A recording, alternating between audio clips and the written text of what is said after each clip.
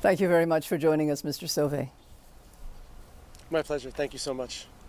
So, Mr. Sauvé, you used to be with Projet Montreal, then you ran unsuccessfully for the NDP.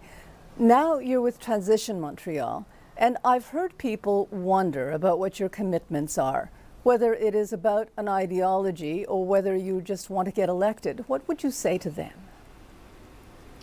Well, I've been a servant of the city of Montreal and the neighborhoods in the Southwest for 12 years as a city councillor now. So I have a lot of experience and have a lot to offer. Transition Montreal is a citizen group that decided we need more voices at City Hall, because just having two parties, well, this polarization that we've seen at City Council, it's not useful. Look at the United States. Two parties does not bring good discussion. So we have ideas, we have bold ideas. We're talking about tripling the financing for homelessness services. We're talking about democratic reform, which is very significant, so we can have more proportional representation in Montreal. And we're talking about bringing more work in house. That means fighting privatization in Montreal, and we're the only party that's talking about those three things. The issue of linguistic rights, very important to the English community. What is your commitment to them? Under your administration, will they always be guaranteed essential services in English? Well, look, I'm someone who is an Anglophone. I grew up in the West Island. I know what it's like to feel unwanted or not appreciated. For us, we have to follow the laws that are the laws. That's fair enough, but we're not going to go beyond the laws. For me, I'm not a big fan of restrictive measures. I think if we want to, preserve the French language in Montreal, we have to invest in culture. So I'm about more positive measures in order to reinforce the French language, culture, and its place in Montreal. I want to see more investment in theater, in film. I want to see more investment, and we can have these locally too, in the arts, in music. That's the best way that we can reinforce Francophone culture in Montreal. And again, I think that's what everybody can agree on. That's where we have to go. What do you think is Montreal's biggest problem right now, and how would you fix it? Montreal's biggest problem right now is inaffordability, particularly in housing.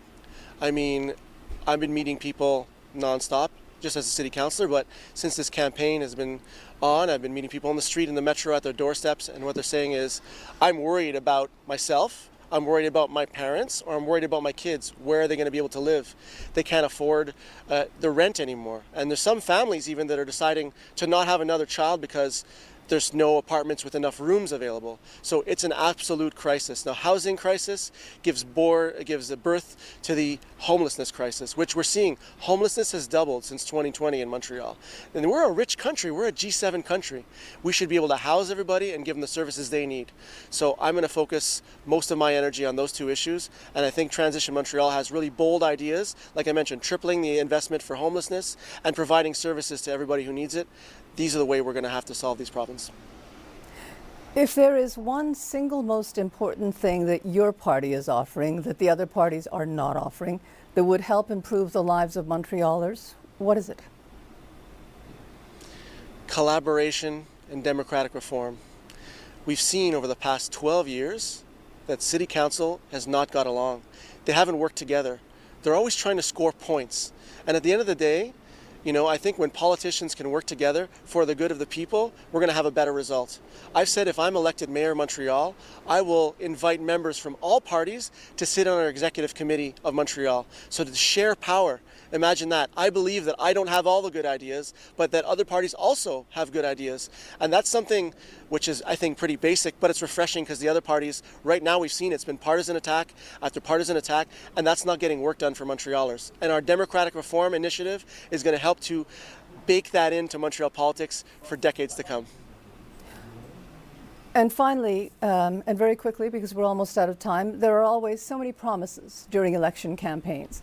What assurances do we have that you will keep your promises? Well, obviously, my record for the past 12 years is what it is. I've been someone that's on the ground. People know me in the neighborhood. I'm visible. I do my best to show people what my real core values are, which is humanity, solidarity, looking out for people. Contexts always change. The promises we make, they are numbered. They are actually accounted for. We tell you where we're going to take the money from. We're the only party that's talking about where we're going to get new revenue. But you can count on my values. That's one thing you can count on. Okay. Thank you very much for taking time to speak to us today, Mr. Sauvé. Thank you so much.